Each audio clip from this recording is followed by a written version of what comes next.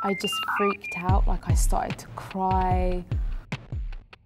When was the first time you ever sang in front of like more than 10 people? The first time, I remember it being at my uncle's wedding. Because they sort of knew I could sing, and I'd sing at home and stuff, and sometimes in church in a choir. And they said, you know, Rox, we'd really love it if you sang at our wedding. And I was like, okay, so I got the words, and I was learning the song for a few weeks. And then when it finally came down to like crunch time, I remember, they were like, Rox, you're going to be singing 5 minutes. I just freaked out, like I started to cry.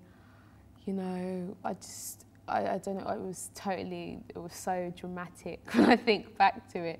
But it was because I was inexperienced, and I don't know, I always find performing to your family and like your friends a lot more scary than performing to like thousands of people that you don't know, But, I've grown up a lot since then. I've performed a lot since then. And that's not to say that I don't get scared anymore when I go on stage. Like, it's totally the opposite. Every time I step on that stage or I'm near a mic, I always get nervous, but I just know how to hide it now. And you sang a lot in church as well. Yeah. What has singing in church? What did it learn you about performing and singing? Yeah. Church taught me a lot. I used to go every Saturday with my grandparents because my granddad was a pastor. And it was quite a traditional church. It was mostly older people from Jamaica. So the songs were like sort of hymns, like gospel hymns, quite traditional. And I don't know, what it taught me was how important a narrative is in a song.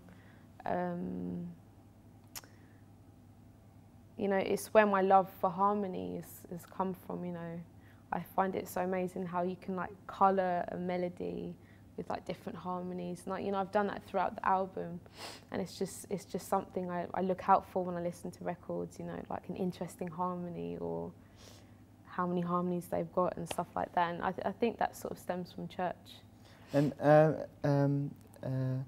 which role does religion still play a role in your music? Do you believe there's a religious aspect in your music, or is that something that's totally not there? I wouldn't say religion, because I'm not religious. But I think definitely from a musical aspect, it has definitely influenced me. I stopped going to church a very long time ago. And I haven't been back since. So I don't know. I don't write gospel music. I'm not a gospel artist.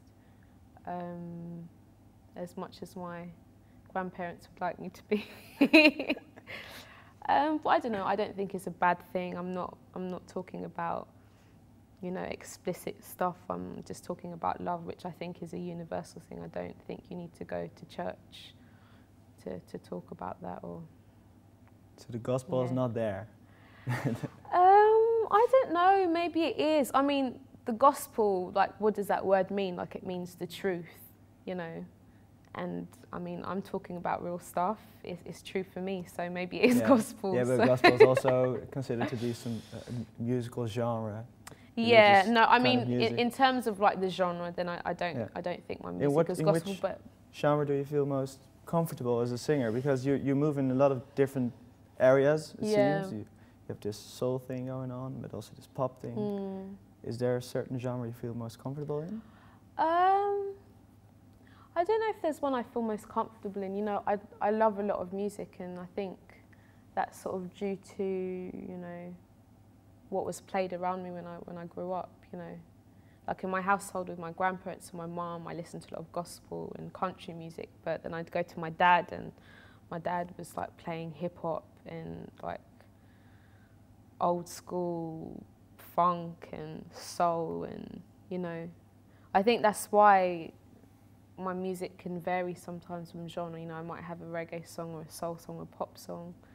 And that's just expressing my love for different types of music, and I don't ever feel you should like limit yourself or set boundaries. And I didn't do that for this album.